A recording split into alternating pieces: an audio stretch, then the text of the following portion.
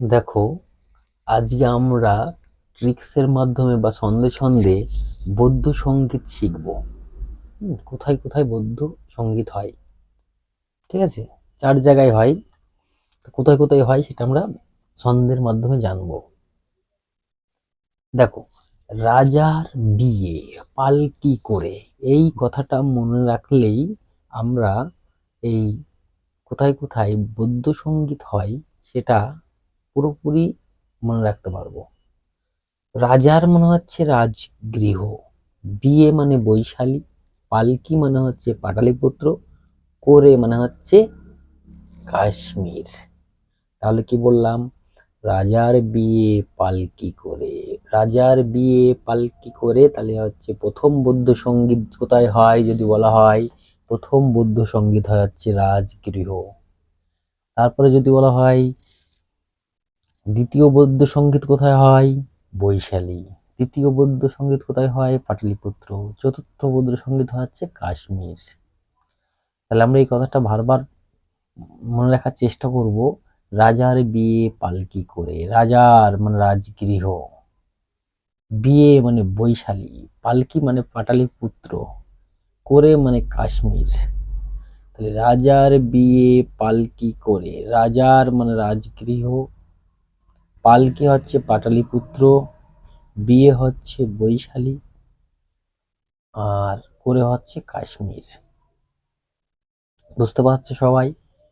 আবার দেখো, রাজার বিয়ে পালকি করে, তাহলে প্রথম বৌদ্ধ সঙ্গীত হচ্ছে রাজগৃহতে, রাজগৃহ। দ্বিতীয় বৌদ্ধ সঙ্গীত হচ্ছে বৈশালী, তৃতীয় বৌদ্ধ সঙ্গীত হচ্ছে পাটালিপুত্র, চতুর্থ বৌদ্ধ সঙ্গীত হচ্ছে কাশ্মীর। তাহলে কিভাবে মনে রাখতে হবে? রাজার বিয়ে পালকি করে, রাজার হচ্ছে রাজগৃহ, বিয়ে হচ্ছে, বিয়েটা হচ্ছে বৈশালী, পালকি হচ্ছে পাটলিপুত্র, করে হচ্ছে কাশ্মীর। তাহলে আমরা এইভাবে মনে রাখবো, রাজার বিয়ে পালকি করে, রাজার, রাজার হচ্ছে রাজগৃহ, বিয়ে হচ্ছে বৈশালী, পালকি হচ্ছে পাটলিপুত্র, করে হচ্ছে কাশ্মীর। ভেরি ভেরি ইম্পর্টেন্ট, প্রায় এক্সামে থাকে। হ্যাঁ, যে প্রথম বৌদ্ধ সঙ্গীত কোথায় হয়, রাজগৃহ। যদি বলে তৃতীয় বৌদ্ধ সঙ্গীত কোথায় হয়, পাটালিপুত্র। যদি বলে চতুর্থ বৌদ্ধ সঙ্গীত কোথায় হয়, কাশ্মীর। যদি বলে হচ্ছে কি দ্বিতীয় বৌদ্ধ সঙ্গীত কোথায় হয়, বৈশালী। তাই মনে রাখার জন্য এটা খুবই জরুরি, রাজার বিয়ে পালকি করে।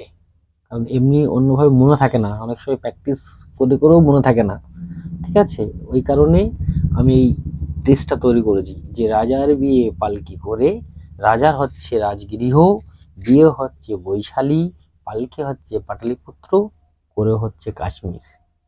রাজার বিয়ে পালকি করে, রাজার মানে রাজগৃহ, বিয়ে হচ্ছে বৈশালী, পালকি হচ্ছে পাটলিপুত্র, করে হচ্ছে কাশ্মীর।